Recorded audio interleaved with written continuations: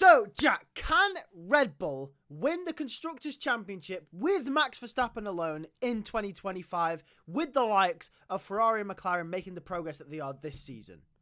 Definitely not. Why is that? Well, what do you mean, why is that? Max, right, as we've seen already this season, Max ain't going to win every race. No. Max ain't going to win every race next year. Ah. With Ferrari and McLaren making the steps forward that they have, the likelihood is they're going to be closer next year as well.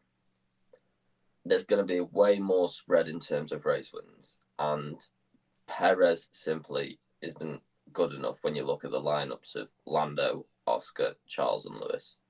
Yeah. Even if Max wins every race, you're going to see a Ferrari 2-3 or a McLaren 2-3.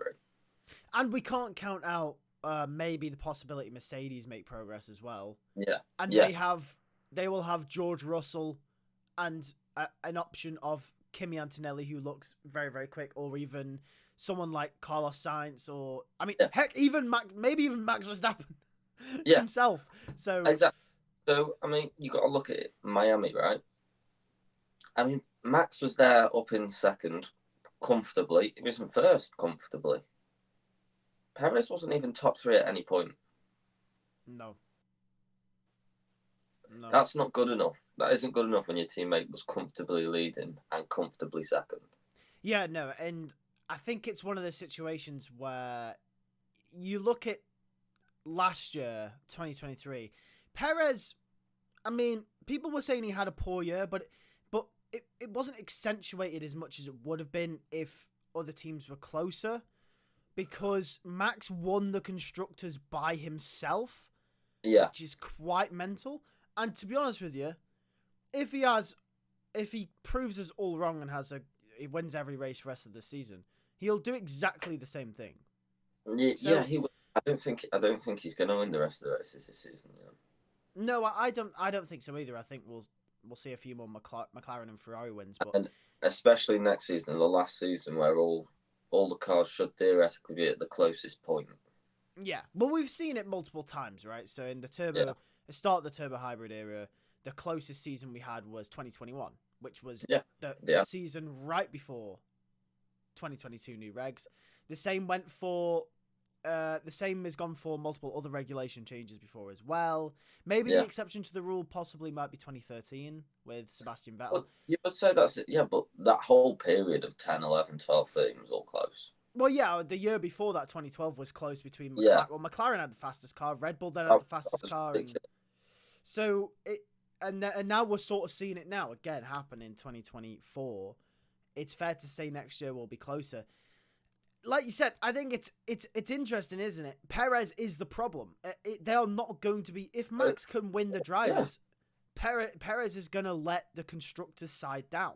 Definitely the problem. The only thing I would say that might stop McLaren next year from winning the constructors, and why I would put Ferrari as favourites, is Oscar. He's not quite there yet, is he? No, he's not quite there, especially when you look at the lineup of Lewis and Charles. Yeah, Oscar Piastri is a great driver, don't get us wrong. Oh, gotcha. But you've got to consider as well, he's not on the pace of Lando Norris. He's not at that level yet. Lewis and Charles are. They are. So if you were to hedge your bets, it's Ferrari. If you hedge your bets, you've got Ferrari, Red Bull, McLaren all within a tenth of each other. You're edging your bets on Ferrari, hands down. Right now, because you've got Lando and Max as the singular drivers, but you've got Lewis and Charles there. Yeah. Like, as much as people say, "Oh, Lewis ain't all that anymore," he is a consistency king. Yeah, going into 2025, if they're all within a couple of tenths of each other, if you're going to put on one team to win the Constructors' Championship, it's Ferrari. 100%. They simply have the best driver lineup. Yeah, hands down. So, So I think Red Bull, if they want to keep winning the Constructors' Championship, along with the Drivers' Championship with Max Verstappen, because, inevitably, no matter how close anyone is next season, I think everyone is putting Max as the favourite to win the championship. I think everyone can agree on that. But in terms of the Constructors, Red Bull just won't have the minerals that they need. If they're not if they're not clear of the field, they'll struggle to win it. It brings me on to my next question, actually. So let me just give some context to this.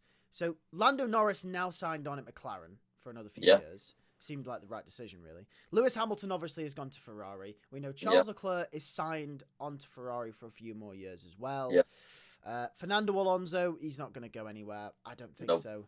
Carlos Sainz is available, but probably one of the only top drivers that is available at this moment in time.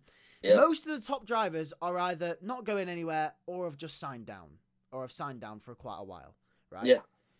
Who partners Max Verstappen if Perez isn't there to help win the Constructors' Championship? I think they're close.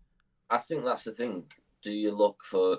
It depends what Red Bull want. Do they want a partner that's consistent to Max, or do they want a successor to Max? Because I think you've got to start looking at a successor to Max with the way that he talks. Yeah, it sounds like he kind of just wants to dip now. Yeah, I think he just wants to run this contract out, to be honest. And yeah, they have to look for a successor. The issue is you've got a car that is very much built around Max Verstappen's driving style. Yes. And every second driver you've put in that car, whether it's been Pierre Gasly, Alex Albon, Sergio Perez, has not lived up to Max Verstappen. No way, no. So is it a question of they stick with Perez because he's the best out of the bunch, or do they try and find another number one to possibly? They're in a difficult situation. I don't think he is the best out of the bunch, though, of drivers. Well, out of the ones that they've had, he's the ones that he has. He's the best performing one they've had. Hence, he's been around for a few years. Yeah, I mean, the half season that Alex did was good, unbelievable. But yeah, that full season he did was shocking. Yeah, it wasn't great.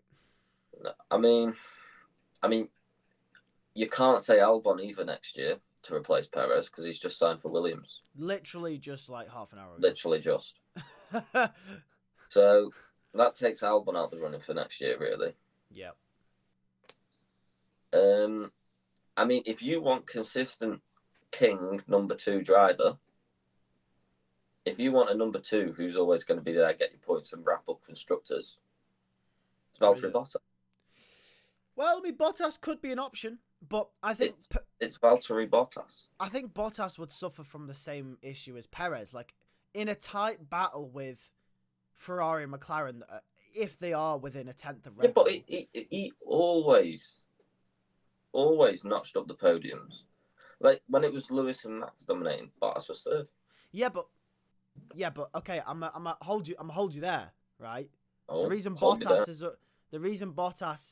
is always picking up the podiums is because number one, the second driver in Red Bull was never up to par, and we can all agree that Bottas was doing better.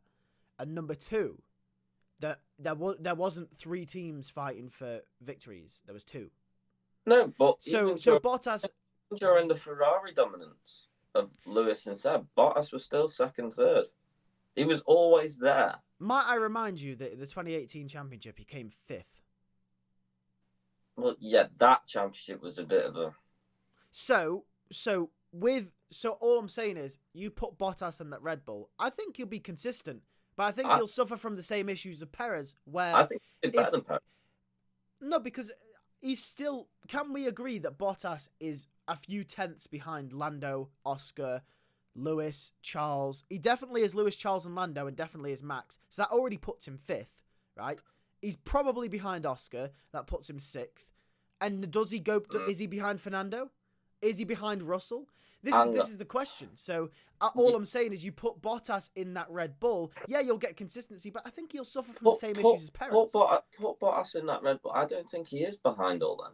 I think he is. I think he really is. I think he's behind Lando. I think he's behind Max. I think he's behind Lewis. I think he's behind Charles. Yep. Right. Do I think he's behind Russell? No. Do I think he's behind Fernando? No. Do I think he's behind Oscar? No. Yes. Do I think he's behind Perez? No. Either way, we'd have to see. I mean, I think Bottas gives you consistency, but I think he gives you the same issue as Perez. personally. I don't You think need it's someone who's got that raw pace.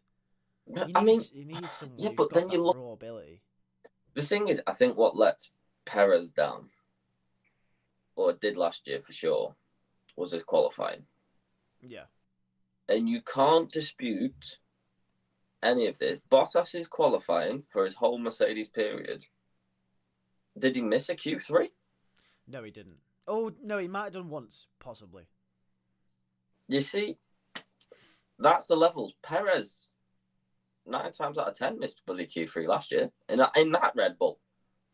Yeah, but this is. I'm telling you that if Bottas was put in that Red Bull last year, mate, consistent Q3s, Red Bull's won the championship by bloody Belgium.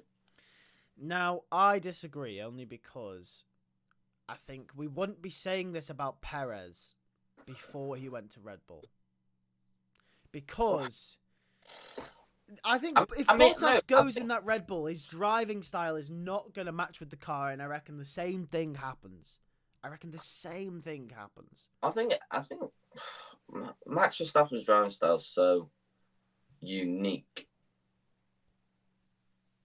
It's difficult. Yeah. And you got to think of a driver who can adapt. Yeah, and that's the issue. There's not Perez, many of them out there. Perez doesn't adapt. No, he doesn't. Perez likes his own car. Every driver's got their own driving style that they prefer. Oh, yeah. But a great driver is able to perform with the car that they've got. And the issue is, all of those drivers that go under that kind of category, that are in that kind of syllabus, they're all already locked down by top teams. The only one that I could see potentially... The only two maybe that can potentially fill that void. Fernando Alonso and Carlos Sainz. I don't see Fernando... He just signed on with Aston. Exactly. I don't see Fernando going anywhere.